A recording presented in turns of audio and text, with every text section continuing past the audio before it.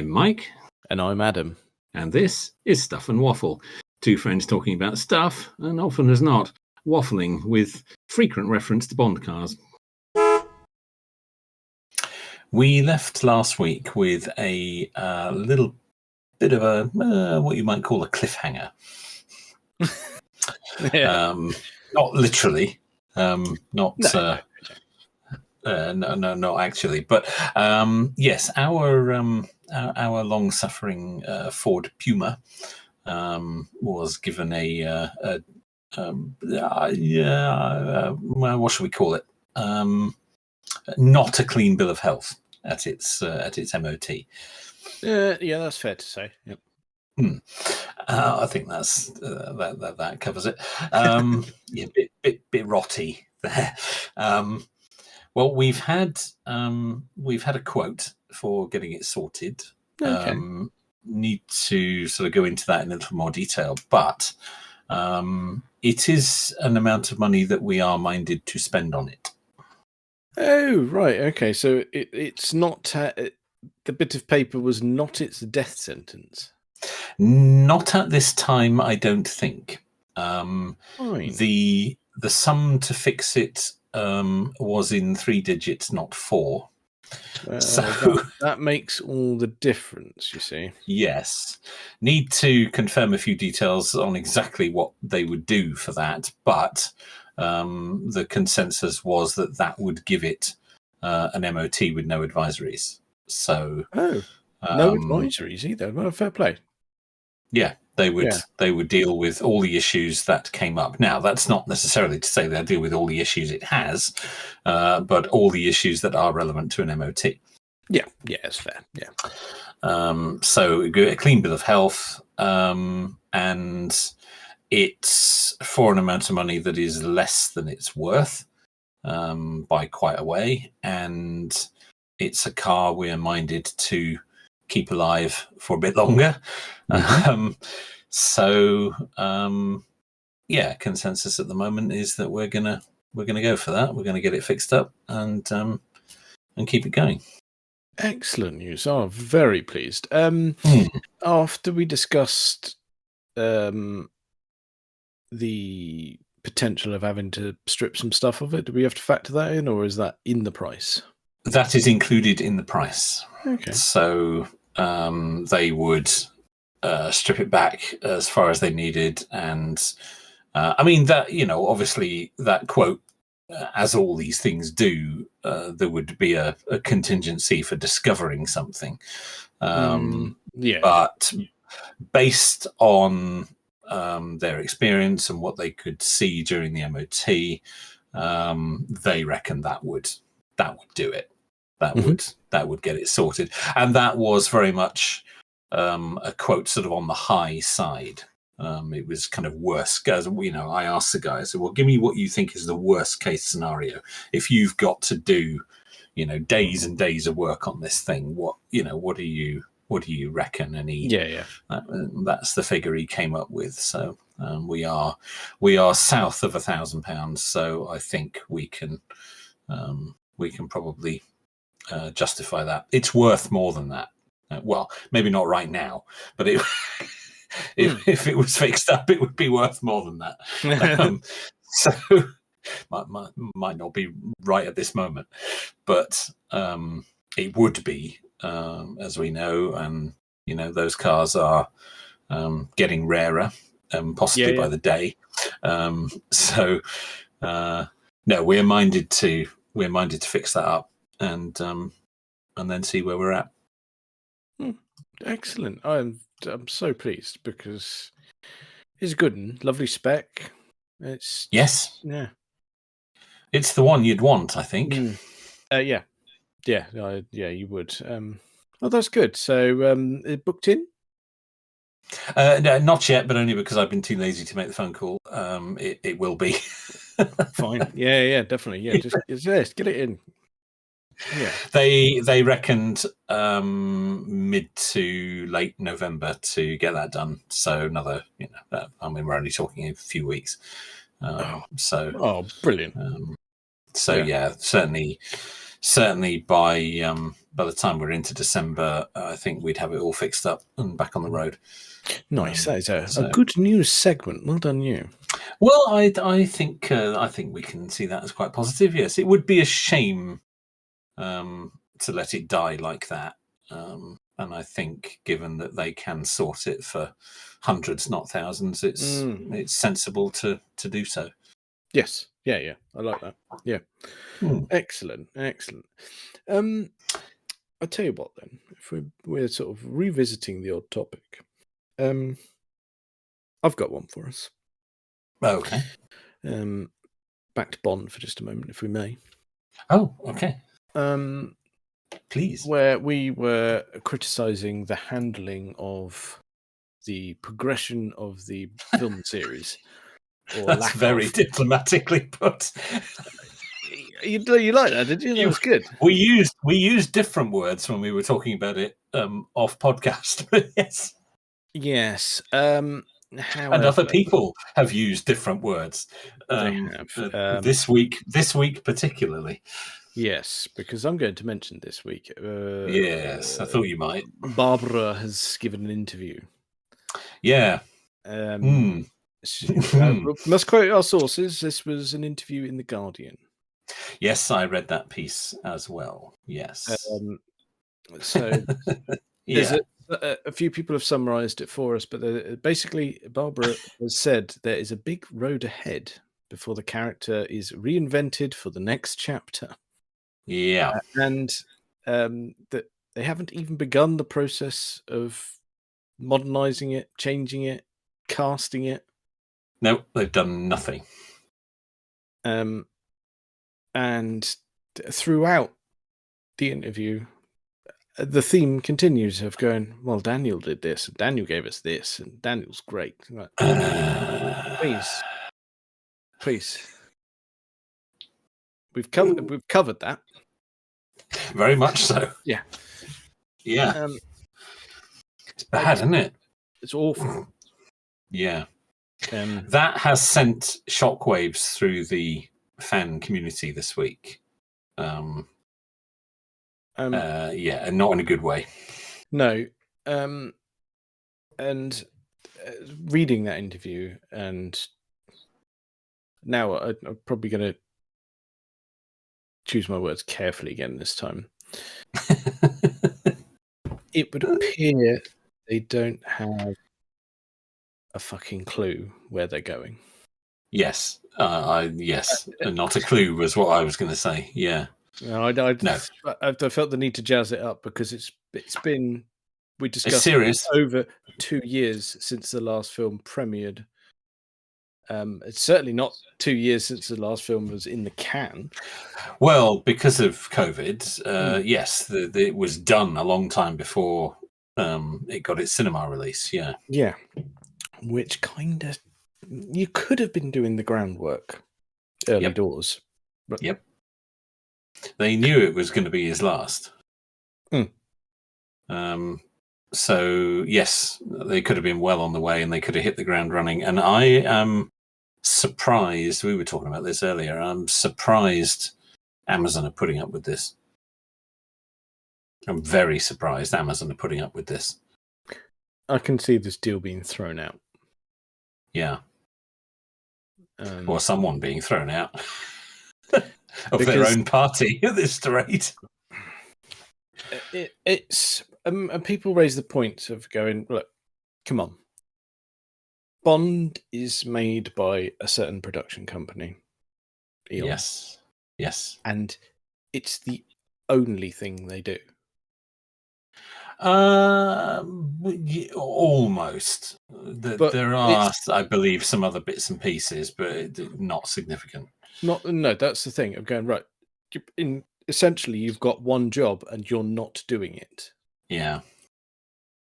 What are you going to do? This... Well, there's this game show thing, isn't there? Which she's been a Road to 1 Million, something like that. That's right. Yeah, that's right. Yeah, that looks hideous. Oh yeah, it's awful. Yeah, Because that's the half the reason she's giving the interview. She's doing some Yes. PR nonsense for that. She's doing some promotion for it, but she's suggesting that that's somehow going to tide us over. It's not. It's got the 007 logo on it and some music. Well done. Yeah, that's it. Yes. But it's just... And obviously she's going to get asked the question and she's got nothing. She's asked the question every time she appears anywhere at the moment. And as you say, she's got nothing. Because they've done nothing. Yeah, which begs the question, what is going on? Does she not want to do another one? Is there something going on in the background that we're not aware of? The thing is, and I say again, I'm amazed Amazon are putting up with this. Yeah, I mean, we've been through gaps before, but there's been reasons for the gaps. We've known the reasons at the time. In this day and age, if there is a reason, a rumor would leak out. Yeah, in the internet age, you can't keep this kind of media thing under wraps. It's not. And the delays in the past have never been anything to do with Eon themselves. It's always been situations they found themselves in. Yeah, more often than not, some legal issues here. Some legal issues, yes, usually over copyright and things like that. Precisely. But now we've ended up at a point where they, to borrow my dad's phrase, they're like a fart and a colander that don't know which hole to go out of. Yeah. That. Yeah. That. Yes, that would appear to be the situation, and it's really beginning to annoy people now. Yeah, that's it. After we hit James Bond Day and we had absolutely nothing, everyone went, "Oh, really? Just come on." And oh, look, there's a new Mission Impossible film out. Yes. It's taking its place. Well, it is. I mean, what are we... Yeah, it is. What are we on now? Hang on, how many we got? Hang on. Mission Impossibles. What are we up to now? 7? We've got 1, 2, 3, 4, 5, 7. Yeah, because the 7th one is Dead Reckoning Part 1, isn't it? And there's obviously a Part 2. So that's 8. Yes. Well, that's significant. That is quite a long-running series. Yeah, it is. The first one was in 1996, I believe. That's right. So it's been around. It's been with us for quite a while now. It has, and I've seen all of them bar the latest one. Yes. Yep. They're really good. They are. They are. Yeah. I'm not the biggest Tom Cruise fan by any stretch. No, neither am I. But it's good. They've made a success of that, certainly. And I think we've commented on it before, but I loved the way that the transition from 1 to 2 was like it felt like a different film series. Oh, completely, yeah, completely. I mean, I guess after 1, they didn't know whether there was going to be a 2 because they didn't know if it was going to be a success or not. No, but you've got to think as well. I treated the first Mission Impossible film as that stepping stone from the TV into the film series. I think a lot of people did, and I think that there was a certain disappointment that none of the cast of the original TV series was in it, even in a sort of cameo role as a kind of handover type thing. But other than that, that's how I treated it. Yeah.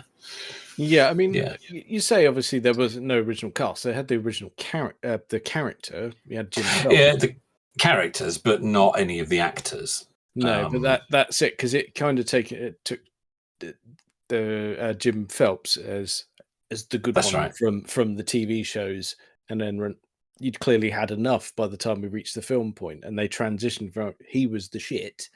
Yeah, and that's Ethan right. Hunt takes over as being the good that's guy. right. And I thought that worked really well.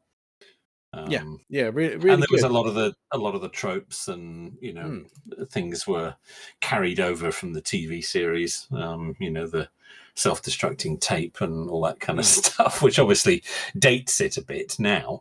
It does date it a bit because I tell you what really does date it is where Phelps in the first film, Early Doors, is listening to his mission on tape on a plane. And when the tape goes poof, he exhales his cigarette on a plane. Yes, on a plane. That's right. There you go. That dates the shit out of it. That certainly does. Certainly does. That's a very good point. Yeah, covers the smoke from the exploding tape with a cigarette. Yeah. But I thought I think the first film was actually quite a small budget in the grand scheme of things, but I think it was a really classy production. It did. It is a classy film, you're right, and it works extremely well. It's one of my favourites. I often watch it again. But in stark contrast, number 2 was utterly brilliant as well. Fantastic story, action-packed, brilliant soundtrack. They nailed everything, and it just launched it from there. Yes, that's right. The first one was kind of a toe in the water, wasn't it? And like you say, transition TV series. And then on from there, but it has worked really well. And I think with series like that going on, that's serious competition for Bond. And if there is no output and no, I don't know, I'm lost for words. They're doing nothing with it.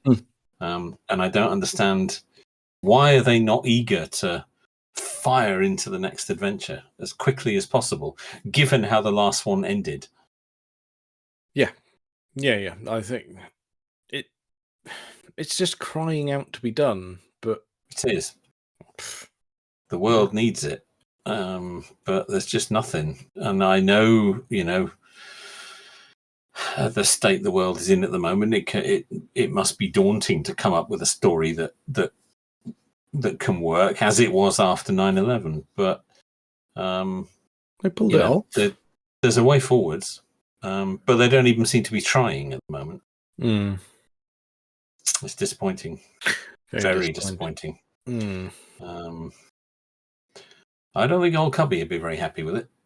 No, I was just thinking the same. We would be a bit cross about this because this wouldn't happen under his watch. No, it certainly didn't. There were gaps under his watch, but they were nothing to do with him. It was all external factors. Yeah, he was still a massive driving force. Yes, he was, and he desperately wanted to make movies, but at various periods he was prevented from doing so. But as soon as he could, he was right back on it. Yes. There were certainly never gaps by his choice. So it's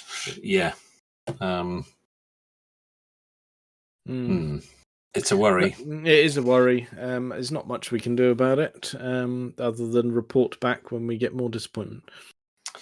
We also have never heard any more about the recovery of the DB5, which obviously is a subject we have covered extensively. Yeah, that's true. That's another one that's that was getting some traction, but gone awfully quiet again. Yeah, that was a bit disappointed. I'd hoping we may get some news on that, but maybe it wasn't what they thought it was, or maybe, I don't know, they're still negotiating. Who knows? Yeah, true. Yeah, it's not. Yeah, it's not an easy topic, and it's no. If it's genuinely been found, then whoever's in possession of it doesn't want to come out of this badly. No, and the sort of person that's likely to have it is not someone that's probably going to give it up easily. No, like you say, there is very much a deal to be done. Yes, I think so. But yeah, not heard anything more about that. So yeah, no update on that either. But that is certainly something that we've covered a lot and will continue to do so as soon as there's something to talk about. Yeah. Can I borrow that as a segue, please? Please do. I was about to use it myself, but you please take it away. I will. I will. We mentioned a little while back that probably an episode or two ago that it was the anniversary episode of Wheel Dealers. We did. That has aired. I have watched it. Oh, well done. I haven't. So and it was very good. Really, really interesting. Probably, without a shadow of a doubt, actually, the most work they've ever put into a car. Yeah, I have heard this. Yeah.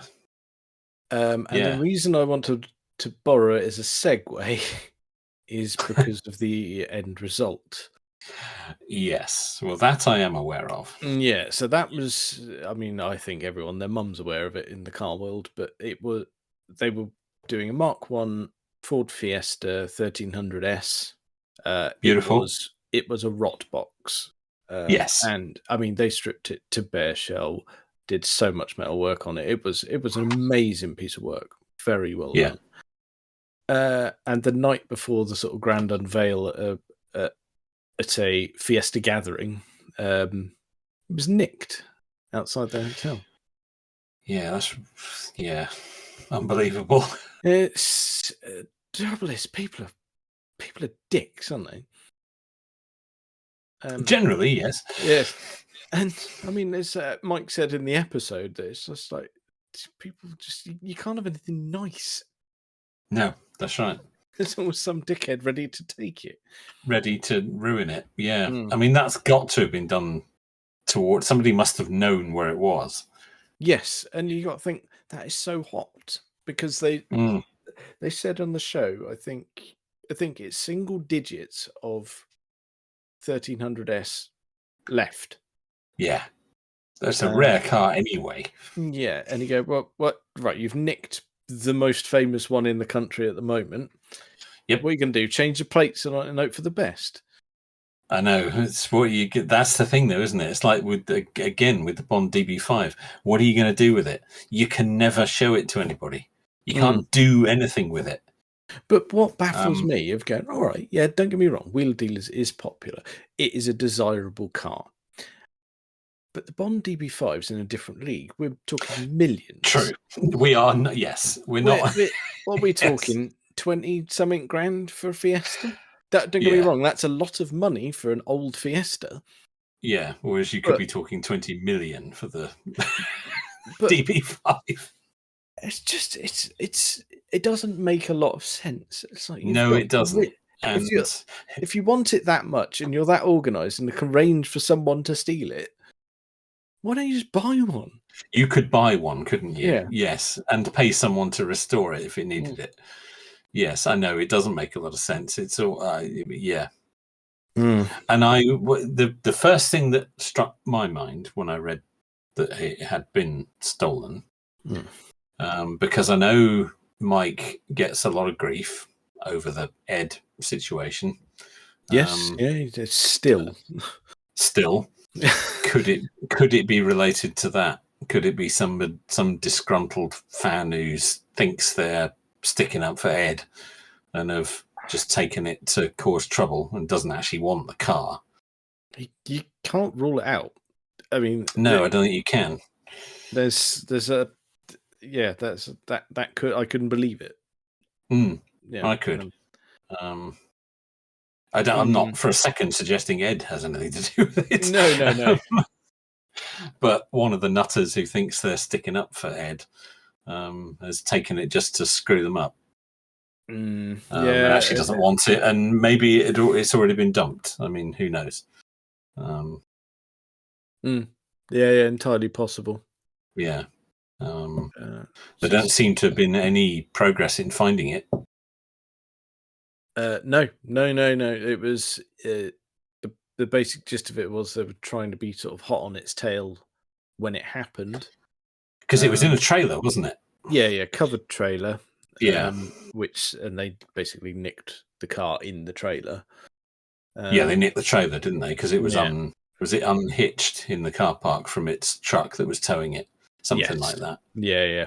Exactly that. So they took the whole trailer. I mean, it's possible. I mean, a lot of valuable cars get transported in trailers. Is it possible somebody just, car trailers, probably something tasty in there, let's have it. Just opportunistic. I mean, it's possible. I suppose. And again, like we said about the Bond DB5, whoever's got it has realised that it's too hot to handle, and they've just dumped it. But you'd have thought it would have been found by now. Yeah. No, sad state of affairs. And I hope it gets found because it was. I hope that gets found, job. and I hope it gets found and it's not smashed to pieces again. That would be awful, especially after watching how much effort went into that. Had they completed the episode? Yeah, they were going to finish. They were taking the car to a gathering to film the closing piece. Right. Okay. So all of workshop stuff was done. Even the spinny bit at the end with the finished car having around it.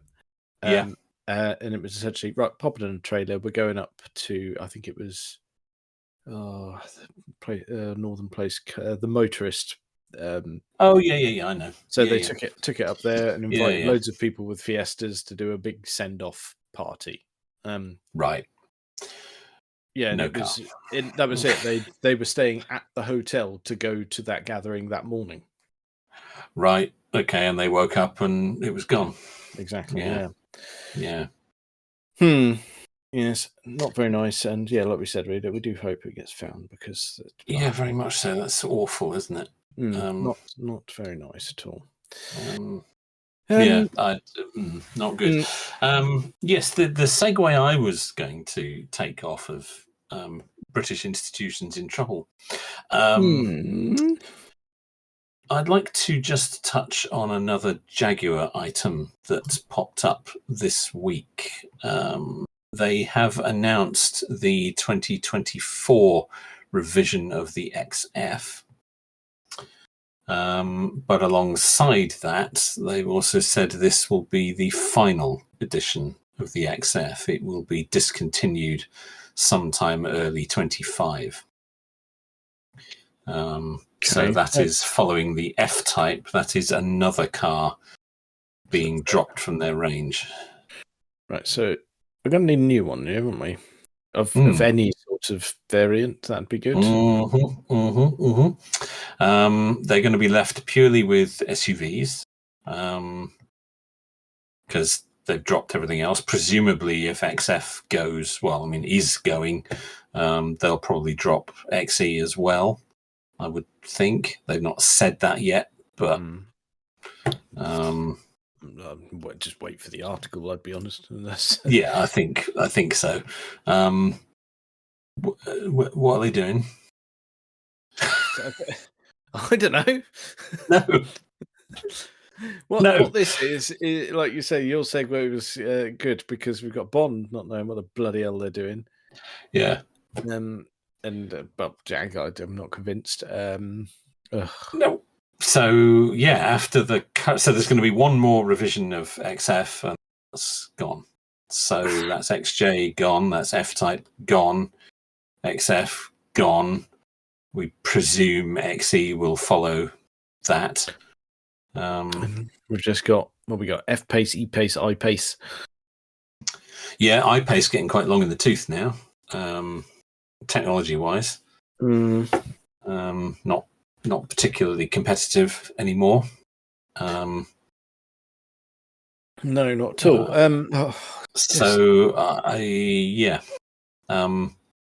I hope this new platform's kind of nearly ready because there's going to be nothing left. Yeah, we're going to need that sharpish, I think, aren't we? Yeah, I think so. Bloody hell. And I know, XF sales figures are pathetic. So, dropping it kind of isn't going to make a great deal of difference. In fact, it'll probably save them money because they can't possibly be selling enough to pay for the production lines. No. So, financially dropping it is probably a good thing. But, Yeah, the Jaguar is becoming a very small range. Oh dear. Right, you got anything more cheerful? Well, yes, I do. It's let's move on from that. We got some new cars to ponder. It's been the Tokyo Motor Show, and there's been some interesting stuff that I'd like to pick out of that. Please do. We have some stuff from Mazda, Nissan, Toyota, and Honda. Right. Where do you want to start? Well, let's start with the thing that caught my eye to begin with, which is this is only a concept, but a concept from Mazda. Not a brand we talk about a lot, but no, obviously under the Ford umbrella.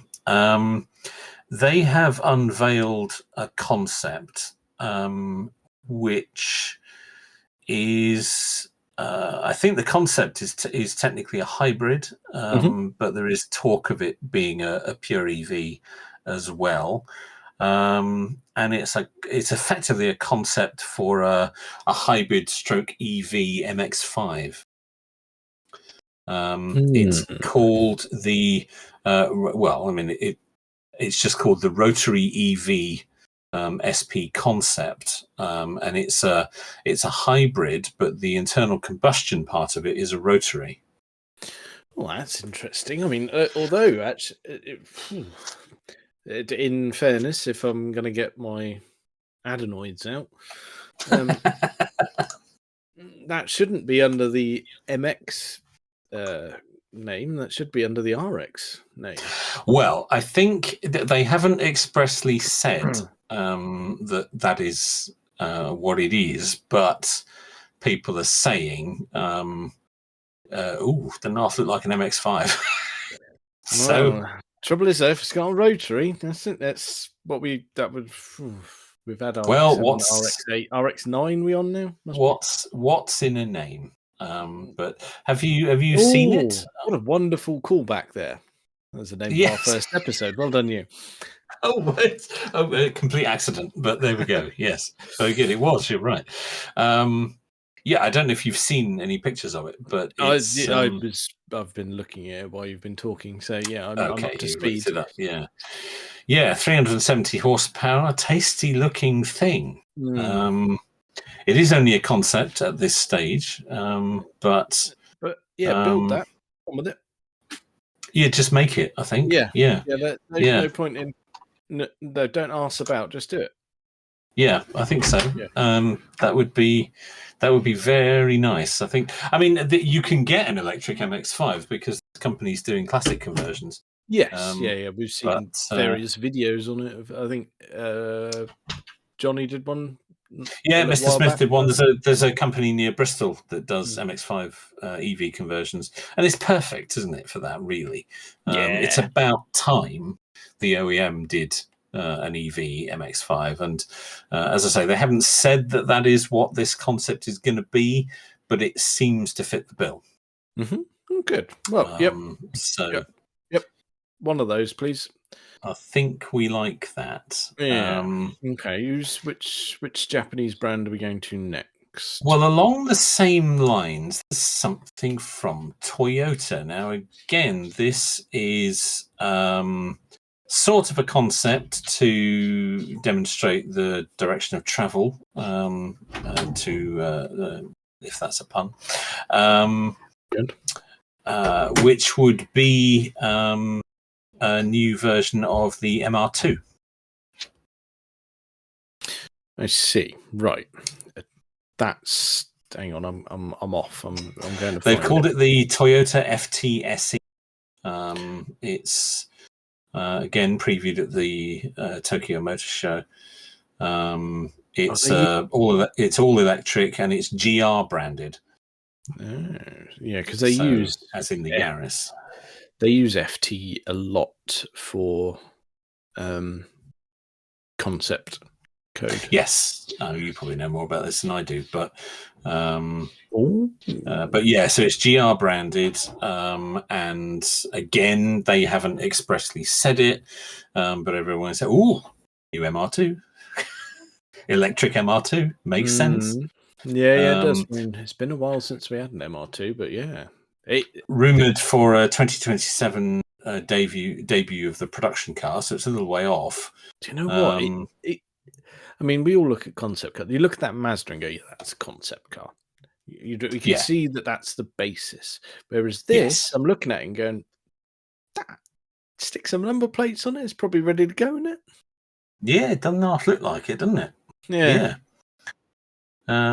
So yeah, again, we don't know too much at this stage. They have rumored apparently that the underpinnings might also be used for an SUV. Calm yourself.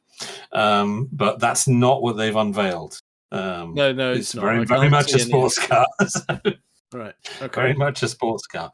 And again, like the MX-5, they haven't expressly said this is going to be the electric MR2, but it seems logical. They've said when the production car will be able to deliver up to 500 miles of range, which with the way battery technology is developing, that's by 2027. That's probably feasible. Yeah. That's I really like it. Well done them. I was pleased to see that. Now we have something. So we've got something else from Nissan, something else from Honda. The Honda. Let's touch on that because that's again a lot. They've all kind of done the same thing, and that this is a concept for a potentially EV Prelude. So, I mean, right? I'm off googling, but the trouble is, Smith and Sniff have forever ruined Honda Preludes. The Lude. Yes. As long as it's not 2.2, we're all right. 2.2. Never seen a rev counter do what it did. Yes, that sort of thing. Honestly, it's just ruinous. That it is. It's ruined the whole car. Yeah, they've not done it any favors at all with that. No, and Johnny's accent of it, courtesy of his university housemate. Yeah. My goodness me. Right, there we go. Right, I've got over the name. It doesn't say 2.2 anywhere. It looks if it's good. all electric, it won't be a 2.2. Yeah, again, we don't really have any details. This is thin on the ground, this one. You're very thin on the ground, less than the other two, but it's being called the Prelude concept, EV Prelude concept. So they've made all sorts of bold claims about autonomous, driverless, generative AI powered. I couldn't give a shit systems, about that. But no, exactly. But the important thing is that's the third of the major Japanese manufacturers saying, right, EV sports car. Well done. And there it is. Yeah, and there it is. Again, we don't have many details, but yeah. It's lovely, isn't it? Again, though, that looks like put some number plates on it. All done. Yeah, it's ready, isn't it? That doesn't look like a concept. That looks like a production car. No interior shots or anything. So, presumably it's just probably a model at this stage. It just looks like a rendering at the moment. But don't even know if it was actually at the show. But build it, do it. Yes. So there's that, and then the last in the little lineup is from Nissan, and again another concept. This one's called the Nissan Hyperforce, but it's basically an electric GTR. No, I'm going in. Nissan Hyperforce, it's called. This actually does still look like GTR, but still very much a concept. Oh my gosh, that's all right. I mean, someone's been watching too much Blade Runner or something. 1,341 horsepower. Yeah, lovely, but I mean, it's not a looker, is it? Certainly isn't. An all-electric high-performance supercar is what they have said. Is what the next generation of GTR. I mean, Nissan are well poised when it comes to EV, but please, I get it's a concept, but just tone down the packaging a little bit on that, boys. It is a bit extreme, isn't it? That, yeah, and like you say, it is only a concept, so fair dues. But the other three were dead certs of going, yep, yeah, if just allocate a slot in the garage, but that one, I'd need to see the real thing before I pull the trigger. Pull the trigger on the Hyperforce. Oh. It's got it all, hasn't it? Oh, it's awful. No, that's it. That's ruined, isn't it? Oh, yes. No one's going to buy that. No, it's. I can see the styling cues, but it's too much. It is too much. You can see where it's come from. I agree, but you wouldn't buy that. No, you wouldn't. It's not even clear that it's got doors. So no, and if it does have doors, you ain't opening those in car parks. No, you're not. Yeah, fucking enormous. So, and you wouldn't want to scuff it because it looks like it's got matte paint, which is that can get in the sea with black wheels. That's really practical, easy on the black wheels. It's what I thoughts on your wheels. Yes, I am very clear on everyone's thoughts on that. Yes. That one is a bit silly, if I'm honest. But we'll accept a silly concept car as long as if you take the sort of idea there, refine it. Yeah, you got yourself a good one.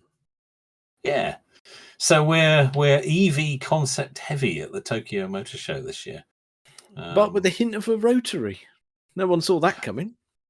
Not in this day and age. They were criticised back in there for being a bit inefficient. I was surprised to see that. I thought that's really, like you said, that's really interesting. I'll take that. I mean, but it's just another excuse for go. Someone's rotor tips are fucked. Well, obviously the opportunities for humour are. But that's it. Yeah, so it's got an EV powertrain to go with it. You go, but it's drinking all of the oil. I think that's a bit silly, to be honest. I think either go full electric or go home on that. Really, don't think that's entirely necessary.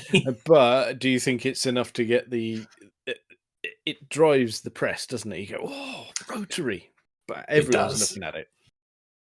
Yeah, everyone's looking at it, and everyone knows if they're gonna do an EV sports car, it makes absolute sense for it to be the MX-5, in which case the rotary bit of it would be dropped.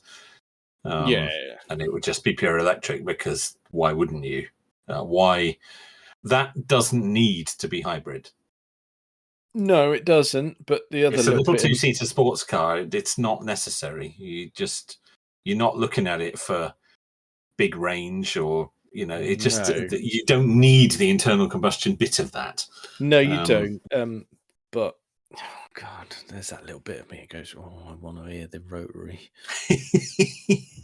with the ability to flick a switch and pop into electric when you get into the town. Yeah. No, I'd be obscene. I'd leave it on. You do it all the time. Would never run on the battery. No, the battery would run as well, but you'd go, listen to that, listen to those revs. They have actually said that the rotary would never drive the wheels. It's purely used as a generator to charge the battery. So it's like a range extender. Sorry? Cue the partridge moment there. Yes, always. It's an extender. Yes, it is. I know. It's terrible. I can't. I had one at work earlier where someone was describing a piece of software called Aha, and that was it.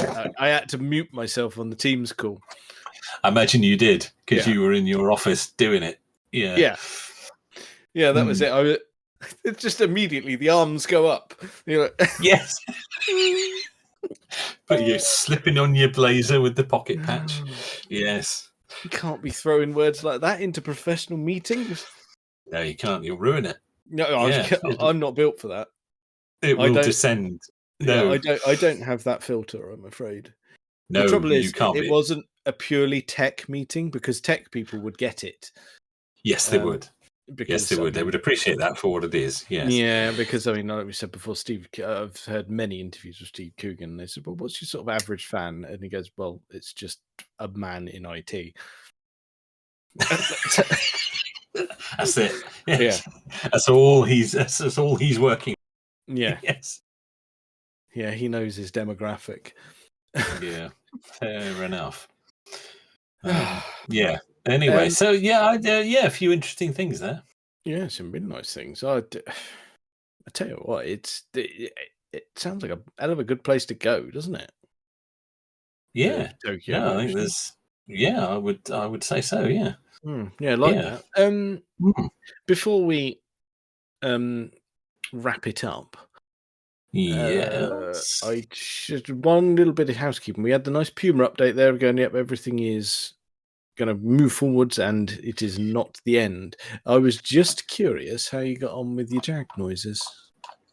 Oh, right. Yes. Yes, good question. Yes, we should just touch on the Jag. The rattly noise from underneath is fixed. It was exactly what they said it was on the XF forum online. Heat shield had worked loose and just needed tightening up a bit. So that's all sorted.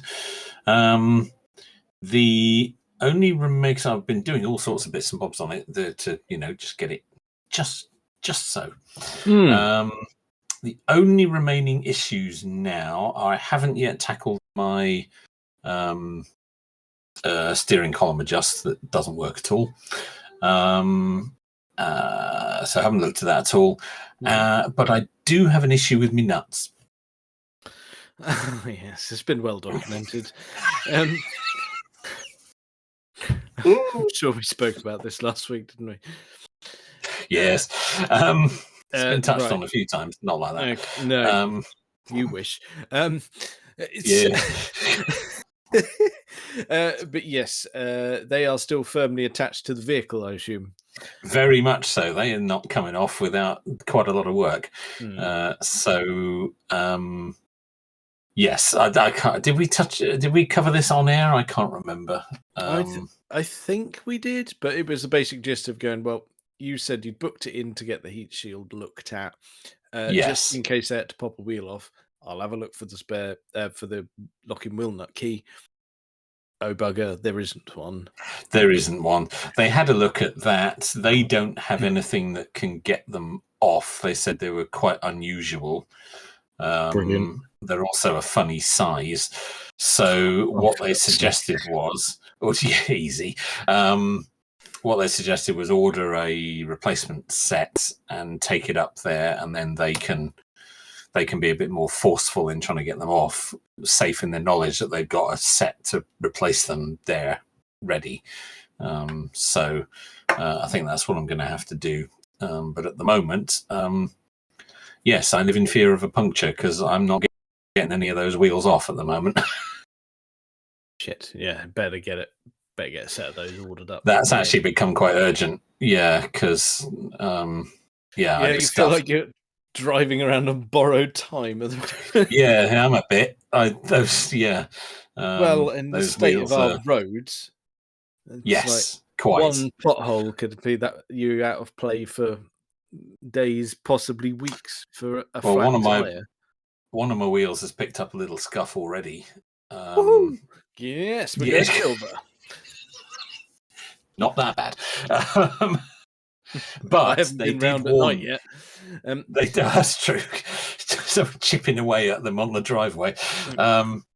They did say there is if they have to try and get the wheel nuts off forcefully, there is a chance that the alloys could be damaged.